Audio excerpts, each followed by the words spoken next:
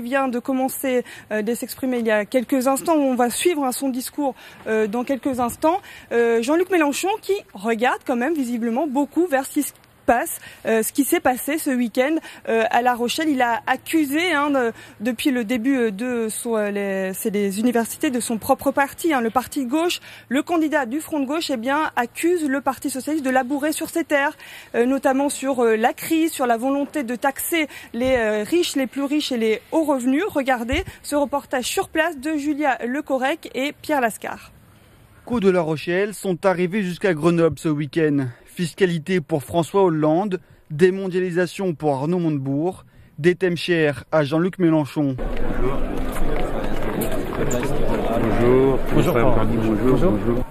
Il accuserait même les barons du PS de chasser sur ses terres. Je les enjoins tous, allez-y, surtout n'hésitez pas à parler de peuple, parler d'oligarchie, parler de faire payer les riches, je suis d'accord, ça me va. Et donc mon intérêt est que mes mots, ceux du Front de gauche, soient le plus largement possible partagés. Parce qu'évidemment, du coup, les gens ont toujours préféré l'original à la copie, tout le monde comprend ça. Donc si c'est pour faire du Mélenchon et du Front de gauche, je suis encore le mieux placé pour le faire. Et pour Martine Billard, la fiscalité sera sans aucun doute la pierre angulaire de la campagne du Front de gauche. C'est par une autre politique qui consiste à rétablir de la justice fiscale et sociale dans ce pays qu'on pourra faire face. Si on taxe le capital comme le travail, si on rétablit un impôt sur le revenu réellement progressif et pas dégressif comme c'est le cas actuellement, on a les marges de manœuvre. Au final, le remue-ménage du parti de gauche aura attiré ce week-end à Grenoble près de 1500 personnes. Objectif maintenant pour Jean-Luc Mélenchon, mettre en marche sa révolution citoyenne. Et nous allons prendre tout de suite la direction de Grenoble où Jean-Luc Mélenchon a pris la parole il y a quelques secondes et on va écouter tout de suite son discours à Grenoble, le discours de Jean-Luc Mélenchon du parti de gauche.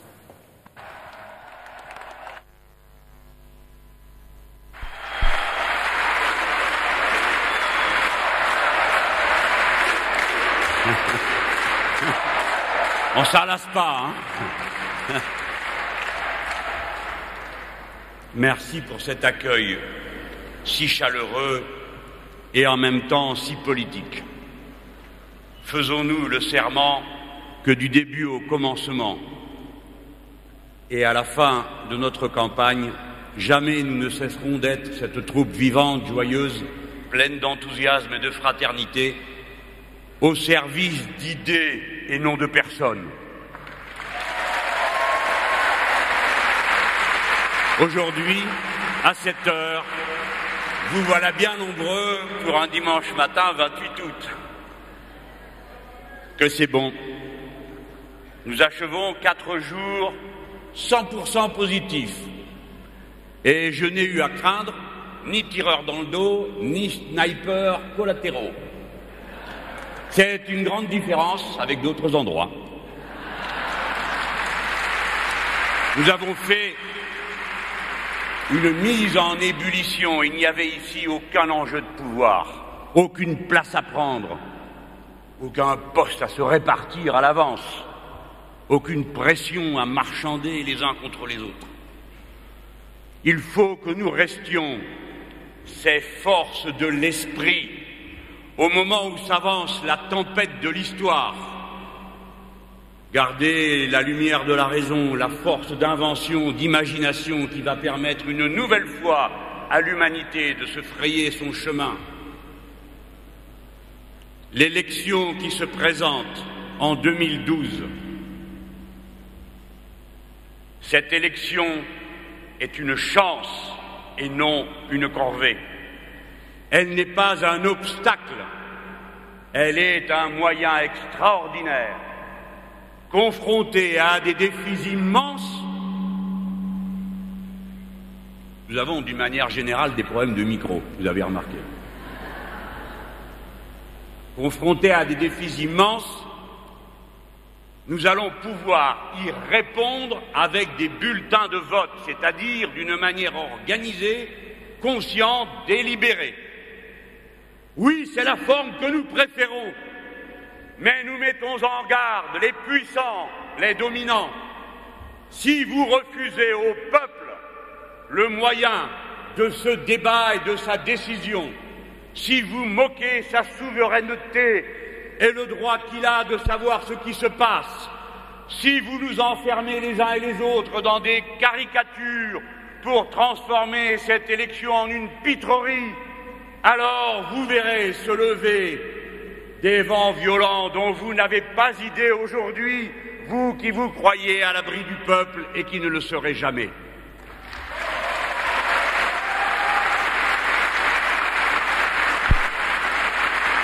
C'est pourquoi, parce qu'il y a ces problèmes et parce qu'il y a ce moyen, le vote, je dis à la droite, respectez la souveraineté populaire.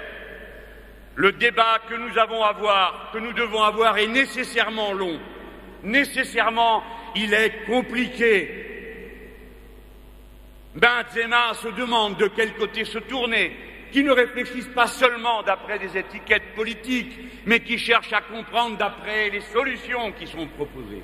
Je dis à la droite, il faut faire cesser cette mascarade, ces faux suspens de vos candidatures qui auraient lieu ou n'auraient pas lieu.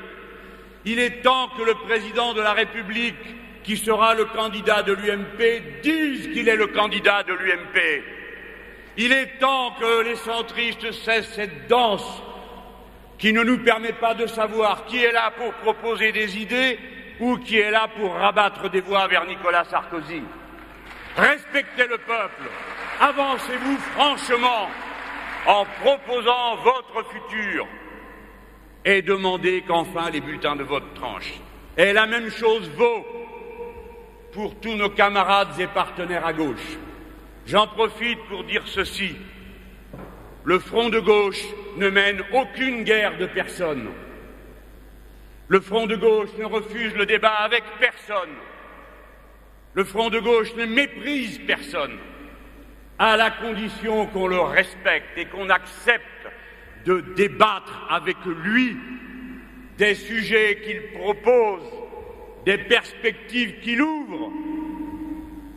Je suis lassé d'être harcelé, d'avoir à me prononcer sur qui je préfère dans cette primaire qui n'est pas notre affaire, qui regarde le Parti socialiste que nous respectons dans sa démarche.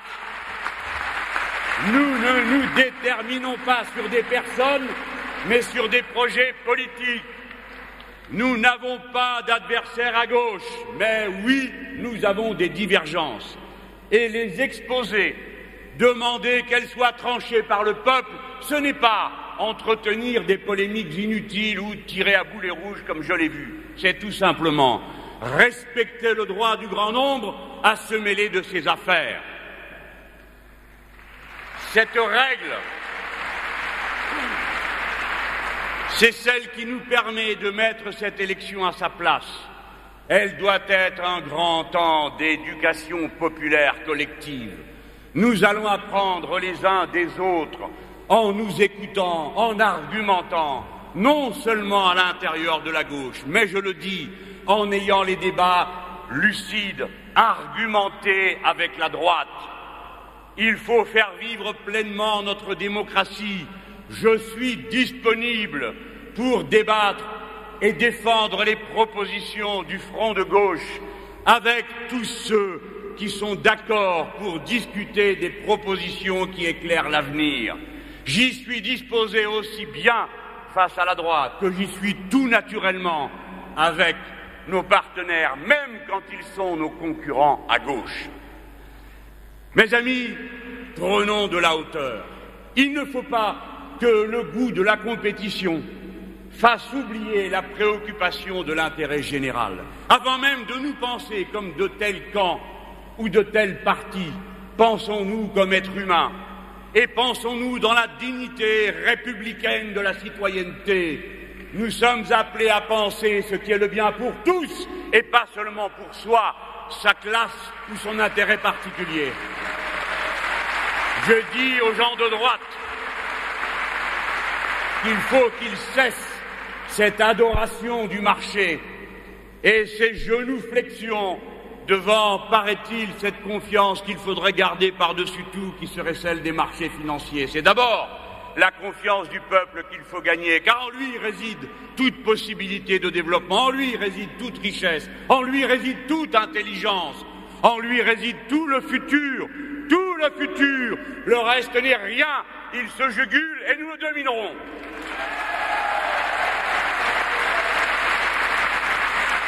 Pensons-nous, comme être humain, le système capitaliste tout entier dans une crise globale. Le mot crise n'est plus adapté à ce que nous sommes en train de vivre. Il s'agit d'une bifurcation de l'histoire, avec un changement majeur dans l'ordre géopolitique. Mais avant même cela, un changement majeur qui semble se dessiner dans l'équilibre de l'écosystème. Et voilà pourquoi nous devons dire à l'entrée de cette campagne, nous, les Français, qui sommes les enfants de la grande révolution de 1789, nous qui avons dans notre histoire profonde, et c'est un petit-fils d'immigrés qui vous le dit, nous qui avons dans notre histoire profonde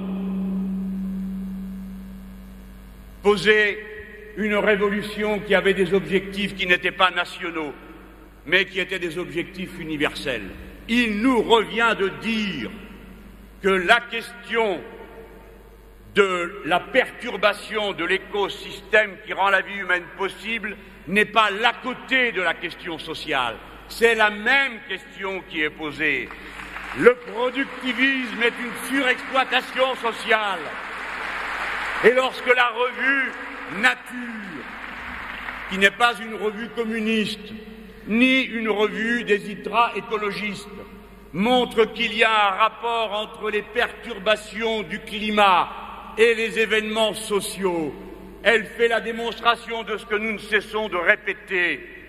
C'est pourquoi l'objectif de la planification écologique est un objectif incontournable. Voyez comme nous avons marqué du terrain depuis que ces mots sont prononcés. Maintenant, la planification revient dans les bouches qui hier l'a trouvée encore bien amère comme conception.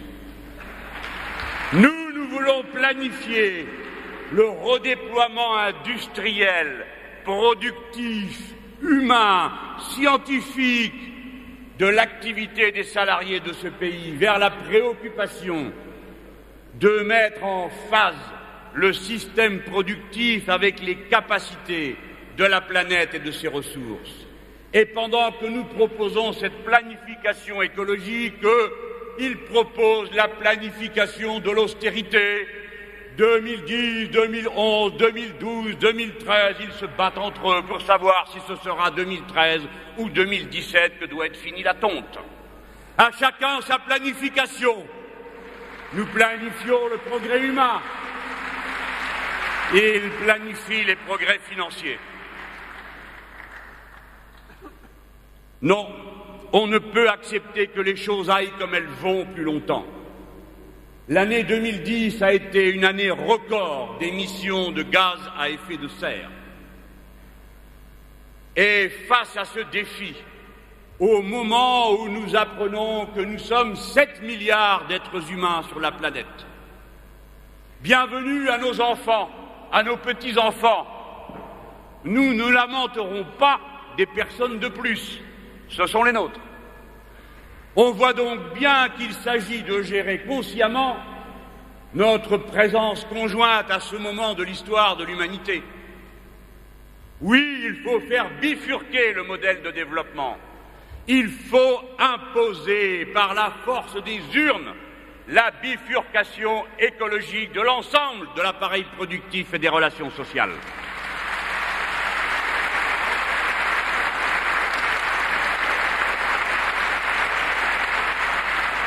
Le front de gauche dit, réfléchissez, vos enfants, vos petits-enfants vont connaître la fin du tout-pétrole. Citoyennes, citoyens, vous ne pouvez pas passer à côté de la question du nucléaire. Vous savez qu'elle donne lieu à débat. Vous savez et vous devez savoir que tous les arguments doivent être entendus car il s'agit d'une cause trop importante pour être liquidé par un slogan ou par un autre.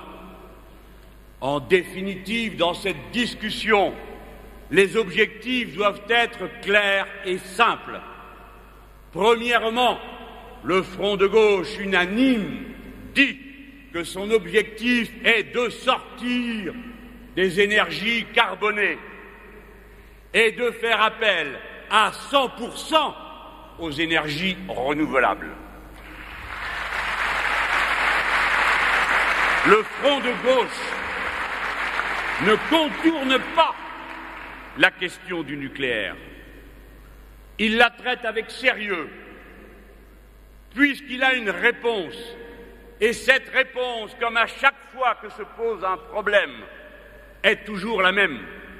Place au peuple, place au débat, place à la raison, place au vote. Nous ne serons pas ceux qui, après avoir fait des déclarations extrêmement émouvantes, et d'oser d'une élection à l'autre si l'on fera un peu moins de nucléaire ou un peu plus de renouvelables, pour enfumer toutes les données du débat, ou bien, après avoir déclaré péremptoirement que l'on exige ceci ou cela, partir s'arranger en catimini et régler à coup de circonscription partagée la question du nucléaire. Non! Le Front de gauche prend l'engagement solennel que voici. Si c'est lui qui assume les destinées du pays, il y aura un référendum et les Français trancheront sur l'ensemble des questions de leur système énergétique.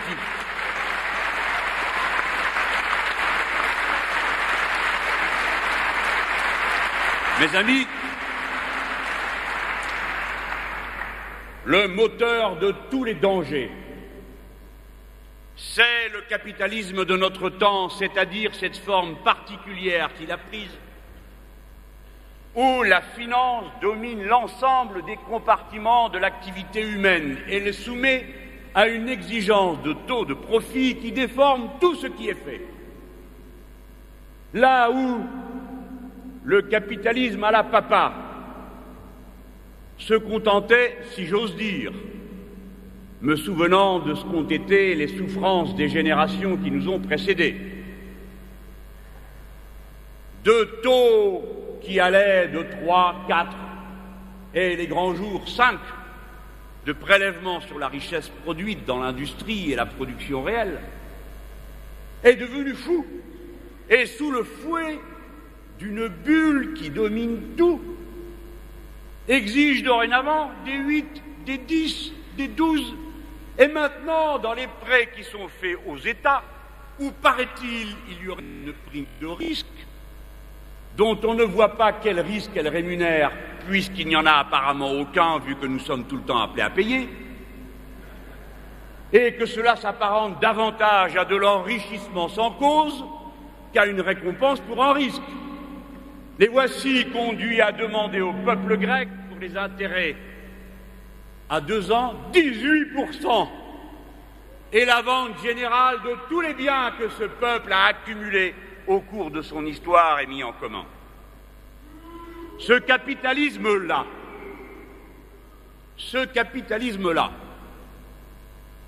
nous proposons à toute la société de s'en libérer. Raison pour laquelle nous parlons de définanciariser l'économie. En quelque sorte, vous voici devant le choix suivant. D'un côté, la droite, qui vous dit que son trésor le plus sacré est l'estime des banquiers et l'amitié des spéculateurs, pour la raison que, comme il arrive très souvent qu'ils dînent ensemble, qu'ils partent en vacances ensemble, qu'ils se réunissent ensemble et qu'ils ont un esprit de classe tout à fait exemplaire et qui devrait tenir lieu de modèle pour la classe ouvrière,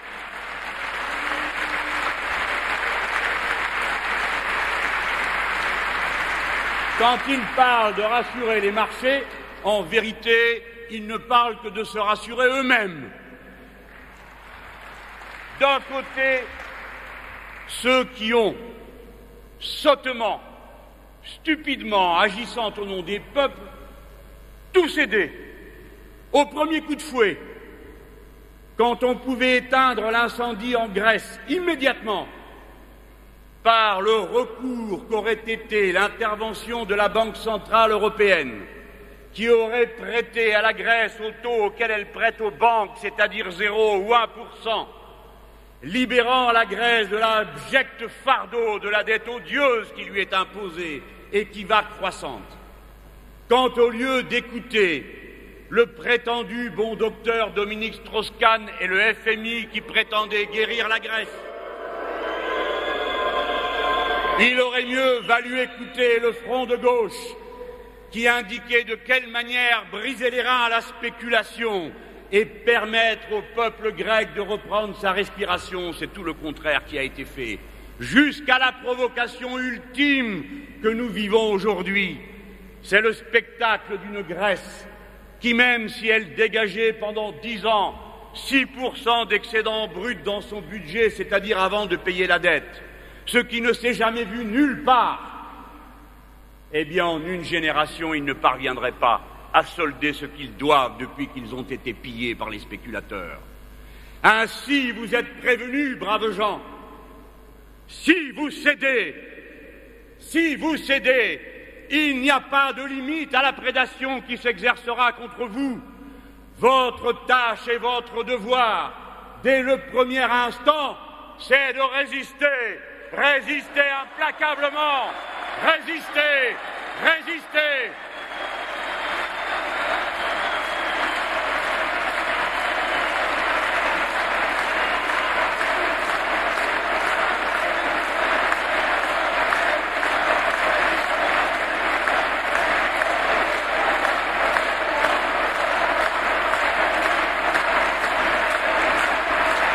Candidat du front de gauche, j'en appelle à la résistance de ma patrie républicaine.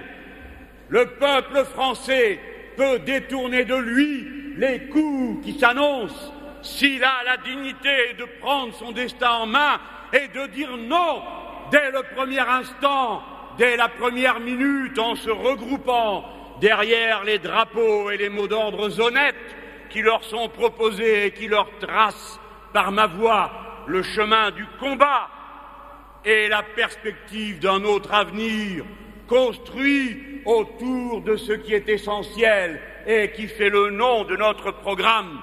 L'humain d'abord, l'humanité d'abord, nos droits de personne à vivre sous le beau soleil du jour qui se lève, parmi nos enfants éduqués, nos aînés reposés et nos malades soignés. Oui, ce système n'hésitera pas un instant à se moquer de vous. Regardez qui ils ont proposé pour être le nouveau directeur de la Banque centrale européenne. Après cette ganache de Trichet, qui aura été l'adjudant chambré des rentiers, toujours là pour rappeler que la Banque centrale européenne n'est là que pour garantir une inepte stabilité des prix qui se traduit par une surévaluation de l'euro qui n'a aucune espèce de signification économique positive, tant et si bien qu'une monnaie unique inventée, d'abord pour protéger une zone d'échange, s'est transformée en un eau coulant tel que, par exemple, lorsqu'il augmente cet euro face au dollar de quelques centimes, les principales industries les plus performantes de l'Europe perdent des parts de marché et décident d'aller se redéployer en zone dollar. Voilà toute l'intelligence politique dont a été capable le banquier central. Et c'est lui qui, avec ses remèdes de cheval, est en train d'emmener l'Europe à la déroute, l'Union européenne à la rupture et l'euro à la catastrophe. Eh bien, à sa place, qui a-t-on trouvé pour diriger la Banque centrale européenne?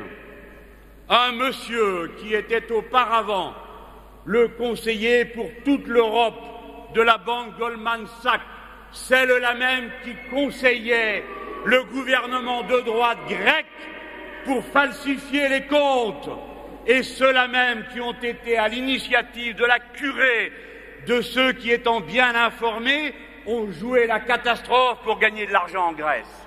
Voilà qui est votre prochain banquier central.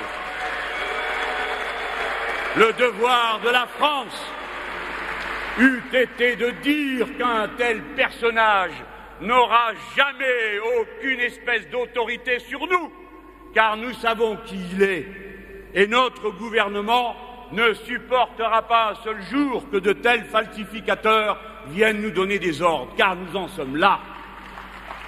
Nous en sommes là, face à la menace d'effondrement du système qui prend sa racine dans la crise de la domination des États-Unis d'Amérique qui, depuis 1971, le 15 août, c'est-à-dire il y a bientôt 40 ans, ont décidé de prononcer ce qui est en définitive un défaut, puisqu'ils ne s'engageaient plus à donner en échange de leurs dollars quelque valeur matérielle que ce soit, et notamment pas celle dont il était convenu à la sortie de la guerre qu'il serait la référence commune, l'or.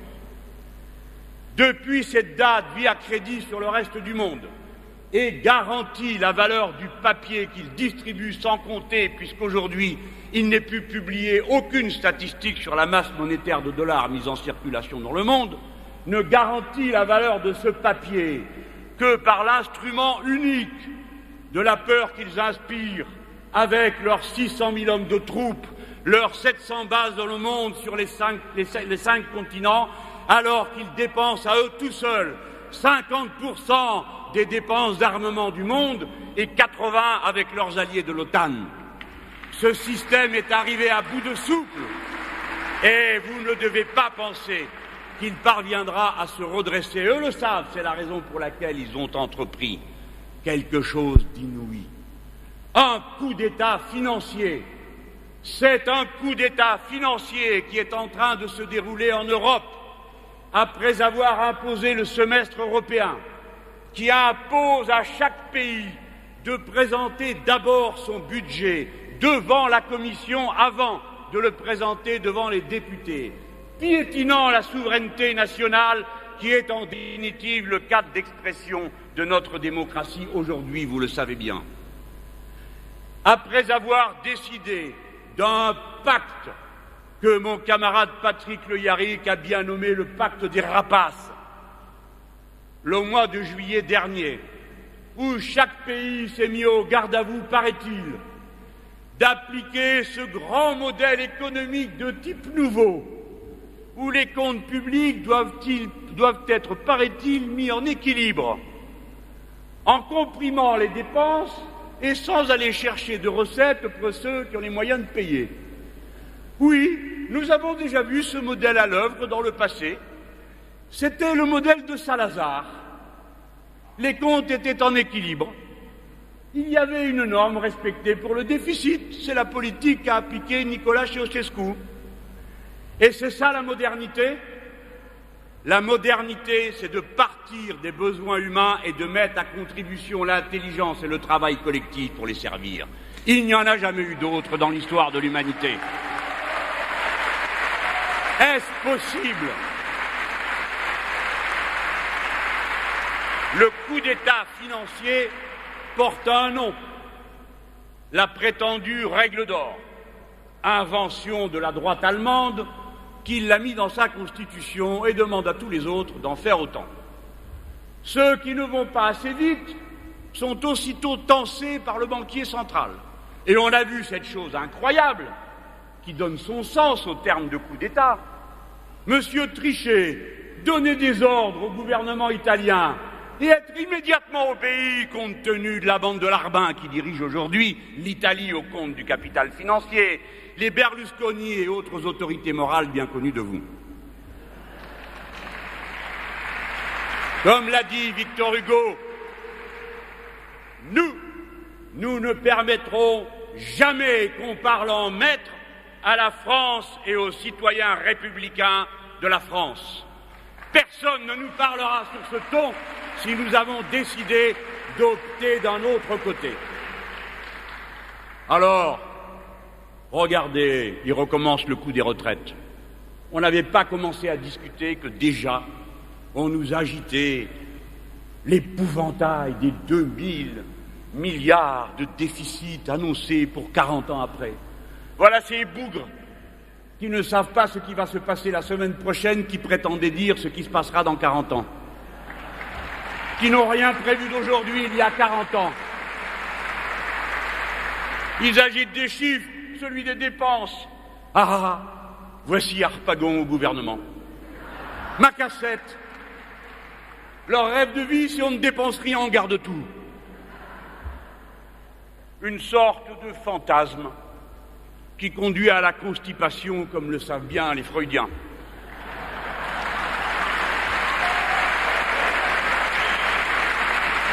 Il leur suffit de regarder les graphiques, de voir s'envoler les courbes de profit, c'est comme des oiseaux pour eux.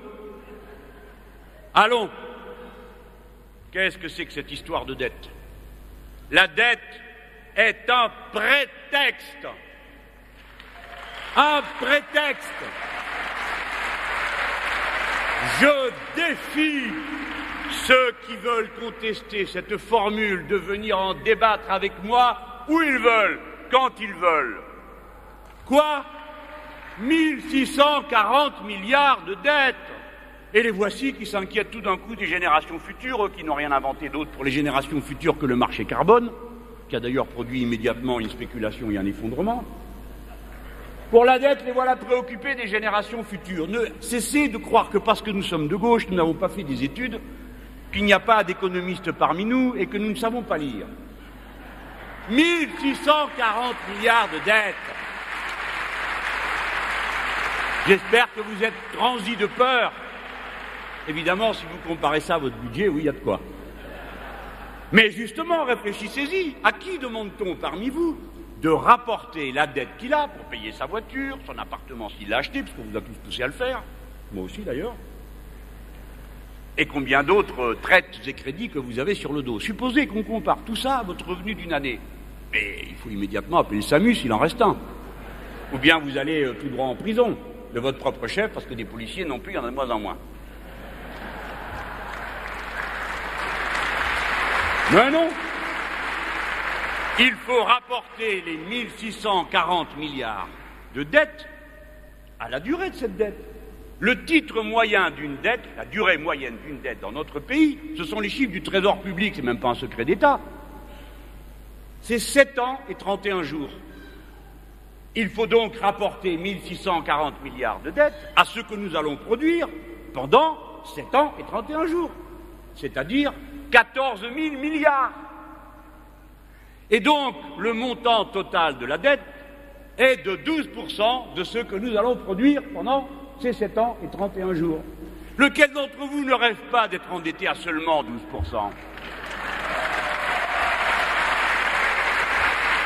Ça suffit. Je dis les choses crues et drues comme il faut le faire. Cette dette est un prétexte et entre l'emprunteur et le prêteur, il n'y a qu'une seule règle, le rapport de force. Il n'y a qu'une seule règle, le rapport de force. Raison pour laquelle ces gens se sont débrouillés pour aller placer la dette du pays, surtout à l'étranger, pour nous faire peur. Alors même que l'épargne française suffirait largement à couvrir les besoins du futur, comme l'ont fait d'autres pays. Raison pour laquelle les Japonais, étant endettés, eux, à 200%, ne rencontrent pas les mêmes problèmes que les autres, pour la raison que le peuple japonais ne se fait pas de chantage à lui-même. Pour payer ce qu'il a prêté, il ne demande pas 18%, parce que c'est lui qui devrait le payer. Eh bien, cette règle simple, elle s'appliquera. Et je dis que quelqu'un, à la fin, devra payer. Ne croyez pas seulement que j'agite la menace d'un gouvernement du front de gauche pour les financiers. Je dis à tous les financiers, ils le savent très bien, ils le savent tous. Cette dette ne sera pas payée. La Grèce ne paiera pas. Et par conséquent, les actifs vont être dévalorisés. Alors, ça n'est pas à moi d'aller me préoccuper de gérer la bonne organisation du capitalisme, mais je leur dis, vous êtes dans le drôle de main. Si vous confiez le poste de pilotage à un demi-dément qui ne connaît que la marche avant et appuie à fond sur l'accélérateur, qui ne s'occupe d'aucun carrefour, qui ne regarde pas qui circule, et qui a pour unique préoccupation encore et encore remplir la caisse, avec des taux de profit prohibitifs. Nos solutions sont plus intelligentes, plus sages, plus méthodiques, plus planifiées. La Banque centrale européenne doit éteindre l'incendie en prêtant directement. Elle ne doit pas s'épuiser à acheter sur le marché secondaire qui consiste à donner contre du papier pourri de l'argent frais aux banques pour ensuite procéder à une opération dont vous rêvez pour vos dettes personnelles. Le banquier, vous ayant donné l'argent de ce que vous lui devez, jette ensuite le titre de la dette à la poubelle. Ça s'appelle stériliser. C'est ce qu'est en train de faire pour le compte des banques le banquier central, M. Trichet. Il faut que l'activité se redéploie. Je n'ai pas dit la croissance, parce que le temps est fini où l'on pouvait dire la croissance sans se soucier de ce qu'on produit, ni comment, ni dans quelle quantité, ni pourquoi faire. Je parle de l'activité maîtrisée dans le cadre de la planification écologique, ne perdant jamais de vue l'un ou l'autre des aspects du développement du progrès humain auquel nous appelons. Alors, vous avez donc le choix, et qu'on vienne me démentir si j'exagère.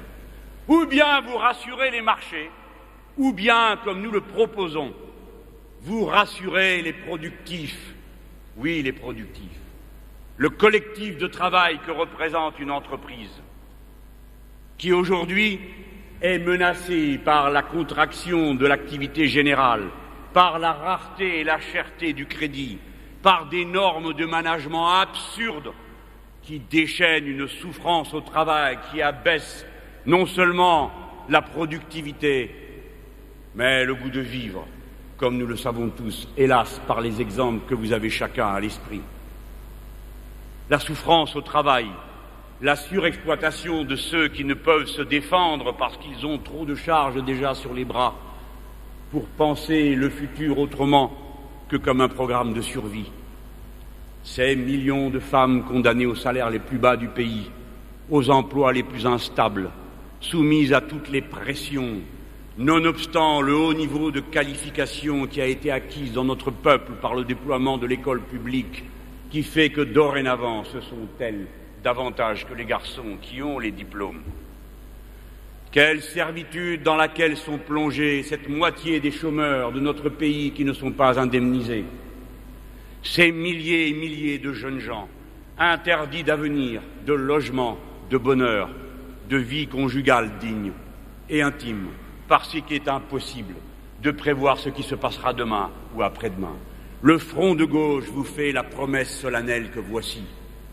Nous briserons le cœur de l'exploitation, l'endroit qui fait peur à tout le monde. Nous briserons l'abjecte précarité dans laquelle vous êtes plongés. Nous titulariserons séance tenante les 850 000 précaires de la fonction publique.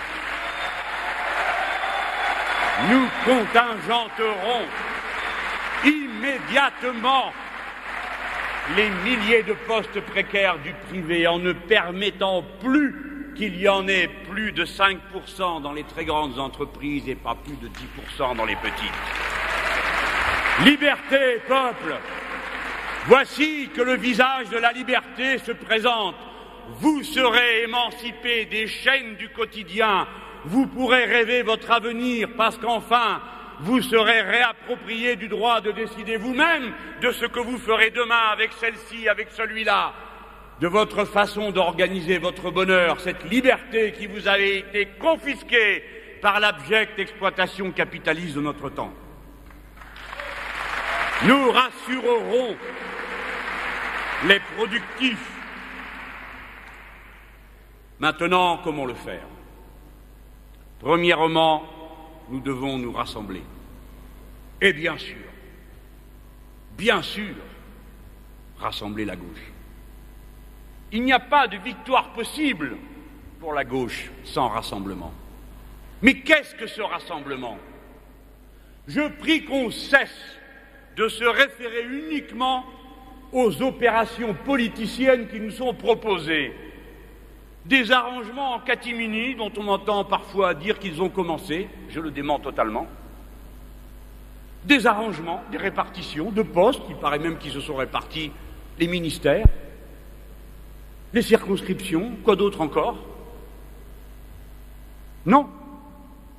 Ce qu'il s'agit de rassembler, ce ne sont pas les appareils, ce ne sont pas les états-majors. Il faut des états-majors, il faut des organisations.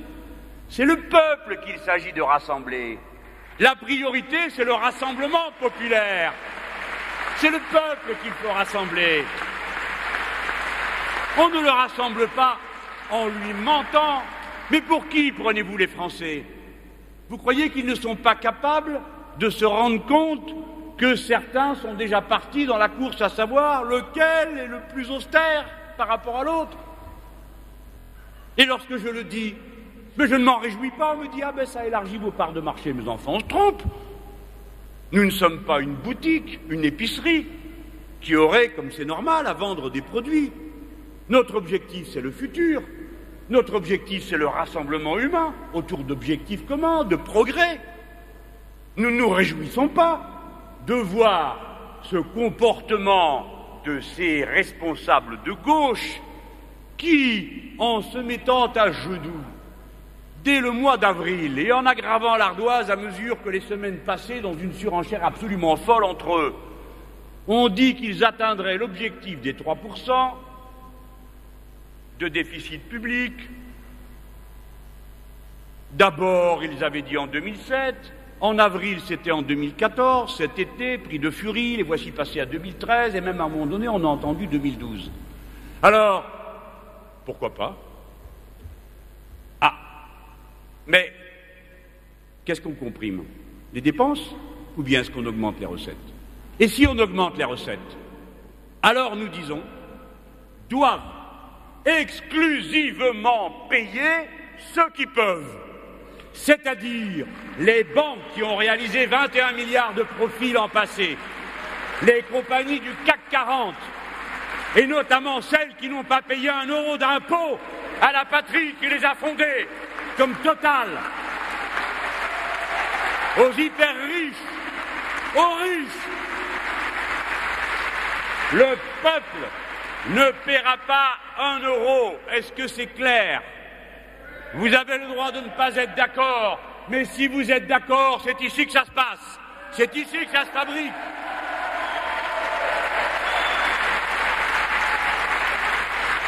Je dis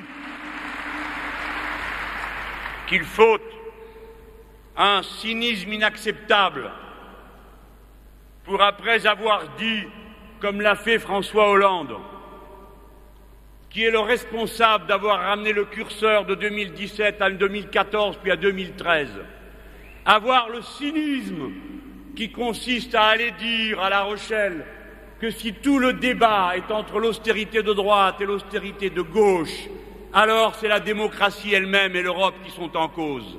Cynique, c'est lui qui a engagé cette compétition. C'est lui qui a dit, notamment puisque la rentrée s'annonce, qu'il fallait geler et sanctuariser les effectifs de l'éducation nationale. Et quand on lui a posé la question de savoir si c'était au niveau 2007 ou au niveau 2012, il a répondu 2012, c'est-à-dire accepter d'avance les 80 000 suppressions de postes qui ont été faites par la droite et celles qui vont arriver. Eh bien, je vous le dis, on ne rassemblera rien ni personne avec une telle méthode. Les peuples ne sont pas, et notre peuple n'est pas un peuple qu'on distrait avec des blagues, des bonnes paroles, des retournements de situation inouïs. Notre peuple est sérieux, il sait qu'il est question de choses qui engagent de façon déterminée son avenir. Rassembler le peuple, c'est parler clair. Alors, pour qu'il n'y ait pas d'ambiguïté, et parce que je ne veux pas que nous passions notre campagne dans une espèce d'isolement mutuel, personne ne parle à personne et tout le monde s'enferme dans ses certitudes. Je fais une offre publique de débat à tous nos partenaires de gauche, qu'il s'agisse de nos camarades du NPA ou qu'il s'agisse de nos camarades socialistes. Je vous en prie, acceptez le débat, discutons de nos idées, demandons à notre peuple ce qu'il en pense. Je ne vais pas être long, je ne prends qu'un exemple. Je vous pose la question. Si nous avons convenu qu'il nous faudra développer les services publics, revenir sur les suppressions de postes, notamment dans l'éducation nationale, mais pas seulement dans l'éducation nationale, si nous voulons une justice assez sereine pour délibérer au nom du peuple français dans la grandeur du souci de l'égalité et de la liberté, il nous faut des moyens. Eh bien, si nous voulons tout cela, alors il faut cesser la politique d'appauvrissement de l'État délibéré qui a été organisée. Il faut donc des recettes nouvelles. Je vous ai dit tout à l'heure, nous, on peut. Je pose la question, êtes-vous d'accord pour dire que nous proposons comme objectif à tous les Français que les revenus du capital soient taxés à égalité avec ceux du travail, c'est-à-dire en moyenne tous les prélèvements sont pour les revenus du travail de 40%, pour les revenus du capital ils sont de 18%. Il s'agit donc d'aller chercher 22 points d'impôt dans la poche des riches. C'est un sujet qui est assez grave, qui nécessite un renversement du niveau des prélèvements tel qu'il ne faut pas biaiser avec lui. Il ne faut pas le mettre au détour d'une page ou d'une conversation comme un de ces vœux pieux que l'on formule d'autant plus facilement qu'on s'apprêterait à y renoncer l'instant d'après. Taxer les revenus du capital comme ceux du travail, c'est une mesure de justice et de dignité personnelle. L'argent qui se gagne à la sueur de son front, à la force de son intelligence et de son dévouement au travail, doit être traité avec la même dignité, le même respect et les mêmes précautions que l'argent gagné en dormant ou sur le dos des autres. C'est une affaire de dignité, de morale, de la vie, de respect de soi que cette taxation. Alors vous le voyez, les socialistes ne peuvent pas, s'ils en sont d'accord avec nous, passer à côté de la leçon qui va avec ce mot d'ordre. Il faut que le peuple s'en mêle. Tirons la leçon de notre histoire. Tous les gouvernements de gauche, quelle qu'ait été leur bonne volonté, se sont brisés sur le même écueil. L'implication populaire n'a pas eu lieu. Il faut donc cesser de gouverner comme nous avons gouverné dans le passé. Il faut gouverner autrement, c'est-à-dire de bas en haut plutôt que de haut en bas. Il faut appeler le peuple à l'action et c'est ce que nous nommons la révolution citoyenne. La révolution citoyenne aura lieu. J'avais annoncé avec d'autres à cette tribune qu'elle passerait du continent sud-américain au vieux monde. Elle a d'abord débarqué dans les pays du Moyen-Orient et on l'a appelée bien vainement révolution arabe, alors qu'il s'agit d'une révolution humaine universelle, réclamant des mots d'ordre qui n'avaient rien d'arabe, mais qui appartiennent à l'humanité tout entière. Et voyez la force et la puissance rédemptrice de l'irruption du peuple sur la scène politique. Voyez la résurrection démocratique d'Israël, que l'on croyait enfermé dans les logiques de guerre et les compétitions religieuses, et qui, grâce à sa jeunesse et à son peuple combattant, ramenant sur le devant de la scène les questions sociales, montre sa commune humanité avec tous les autres peuples. Que demandent les indignés d'Israël? Ce que demandent les indignés de Tunis, du Caire, de Madrid, d'Athènes, de Paris et du monde entier. Liberté pour le peuple, droit au bonheur de vivre, paye correcte, logement, éducation, Notre peuple ne fera pas défaut à son histoire. J'ai la certitude qu'il va venir sur la scène de son histoire et que ce faisant, il ouvrira une brèche gigantesque, car nous ne sommes pas la 5e roue du carrosse, nous sommes la 5e puissance du monde. Nous ne sommes pas les petits invités du bout de la table européenne, nous sommes la 2e puissance du vieux continent. Ce que nous avons à dire compte, on ne fait rien sans nous en Europe et on peut tout faire avec nous dès lors qu'il s'agit de bien faire.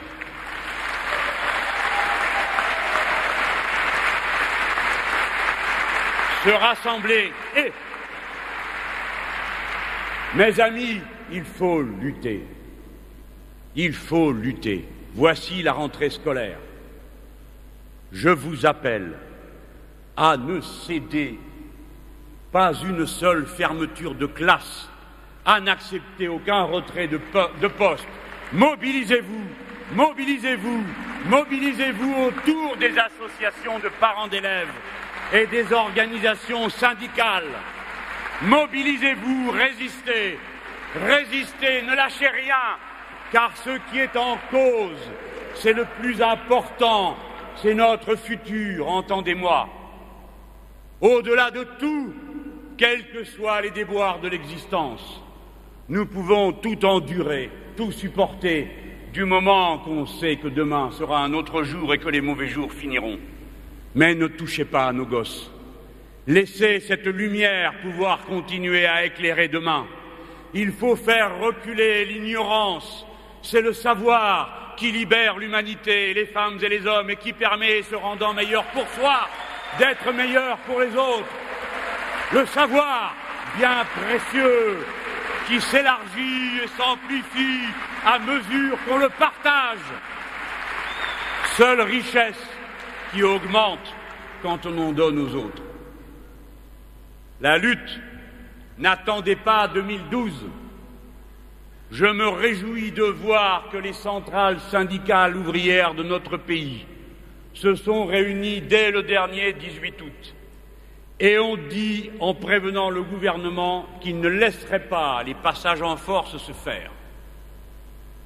J'ai vu ici et là aussitôt certains ricaner, se demandant ce que serait cette mobilisation. Les traîne-patins, tireurs dans le dos, épuisés d'avance. Je leur dis ceci, il n'y a qu'un combat qu'on est sûr de perdre, c'est celui qu'on ne mène pas. Et tous les autres ouvrent pour toujours la possibilité de la victoire. Camarades, amis, mes chers concitoyens, les syndicats ont décidé de se retrouver jeudi prochain. Ils vont sans doute nous appeler à l'action. Alors, parlant comme candidat commun du Front de gauche et à cet instant, résumant notre état d'esprit à tous, sans exception, je vous appelle à vous regrouper et à vous rapprocher de vos syndicats, celui de votre choix, pour aider à la mobilisation et sans barguigner, suivre les consignes de combat qui vous seront données. Nous, le Front de gauche, tous ensemble, nous nous mettons toujours prêts à servir, à la disposition des consignes qui nous seront données, et nous ne ménagerons pas notre force. Je nous souhaite à tous un automne de combat qui nous permette de commencer à faire reculer le pouvoir de droite, parce que c'est de cette façon, et de cette façon-là principalement, que nous préparons notre victoire de 2012.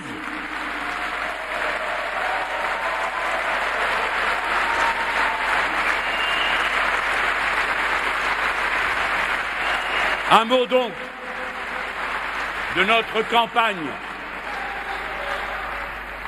Un mot de notre campagne. Elle ne ressemblera, et par nécessité et par orientation politique, à aucune autre de celles que vous verrez. D'abord, je le dis avec toutes les précautions que vous imaginez, personne ne sait de quoi demain est fait. Rappelez-vous ce qu'était le paysage sur lequel vous deviez réfléchir il y a seulement 4 mois. Voyez ceux qui se sont effacés, bon gré mal gré, de la scène. Voyez ceux qui s'y présentent, qui ne s'y trouvaient pas. Et voyez les événements terribles qui s'annoncent à l'horizon. Qui peut ici prendre le pari que les États-Unis d'Amérique et son président, qui fait l'objet d'aussi odieuses campagnes racistes, seront en état de juguler la catastrophe qui s'annonce pour eux? Qui peut dire si New York sera mieux traité par l'ouragan que l'a été la Louisiane? Et est-ce que les États-Unis d'Amérique seront capables de faire mieux face à l'écosystème qu'ils ont si longtemps méprisé et cru pouvoir dominer que ce qu'ils ont fait en Louisiane? Qui peut dire si l'euro sera encore là dans quelques mois? Qui peut dire si les constructions de la règle d'or vont tenir? Nous devons donc d'abord être disposés à la lutte par leur raison. Amis citoyens, faisons de notre campagne un modèle d'argumentation. Sortons du péremptoire, n'acceptons pas les petits jeux auxquels peut-être nous serons invités à participer souvent. Parlons avec tout le monde. Je dis bien tout le monde. N'allons pas seulement à celui qui est d'abord d'accord avec nous. Allons d'abord vers celui ou celle qui ne sait plus que penser et qui constitue la masse immense de notre peuple, qui, le cœur nous en est fendu de le savoir, ne font plus de différence entre la droite et la gauche, compte tenu du spectacle qu'ils ont sous les yeux. Allez voir celui qui est d'un point de vue radicalement différent du nôtre, pour le convaincre, pour l'éclairer, pour être certain qu'on s'est bien compris sur la nature de nos divergences, en sorte que le vote soit un vote digne d'un peuple libre, éduqué, mobilisé sur ses objectifs communs. Nous allons prendre en charge une tâche immense d'éducation populaire. Nous allons apprendre et nous apprendrons aux autres. Et cette campagne, ce sera pour nous le front de gauche. Oh, quelque chose de bien plus grand, compte tenu du caractère tumultueux des événements qui se dessinent, que la vaine agitation à laquelle se résument souvent certaines des compétitions électorales dont nous avons été les protagonistes. Pour nous, la campagne électorale est un moment de la révolution citoyenne. Il n'y a pas la révolution citoyenne comme objectif fumeux quelque part dans nos rêves et la campagne électorale.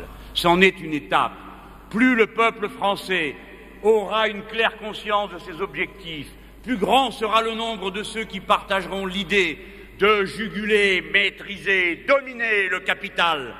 Plus vite la France trouvera une porte de sortie à la crise.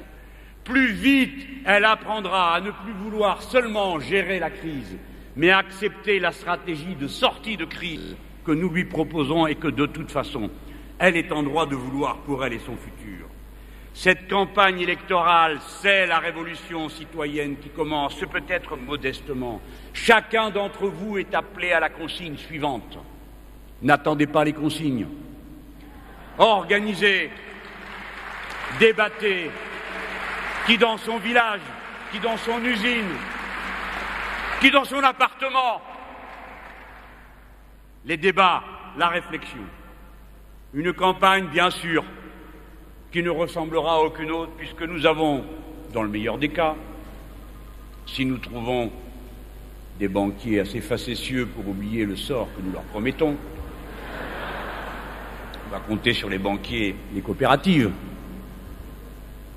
Nous aurons pour toute la campagne ce que le Parti socialiste va dépenser pour ses seules primaires. Eh bien, je fais le pari que ce sera de l'argent mieux employé. Mais cela nous fait devoir à tous. Ne nourrissez aucune espèce d'illusion qui vous dispenserait chacun d'entre vous individuellement d'avoir à aller mouiller la chemise comme vous l'avez déjà fait avec vos associations, vos syndicats, votre engagement politique. Tout le monde doit s'y mettre et nous sommes forts, invincibles du fait de notre nombre.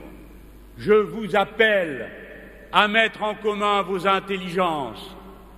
Je demande aux créateurs, artistes de toutes sortes, de mettre leur talent à la disposition du discours de rébellion, d'organisation et de rassemblement qui est celui du front de gauche. Nous sommes peut-être les plus petits quant au carnet de chèques, mais je vous appelle à faire la démonstration du fait que nous soyons les plus grands quant au cœur et à l'intelligence.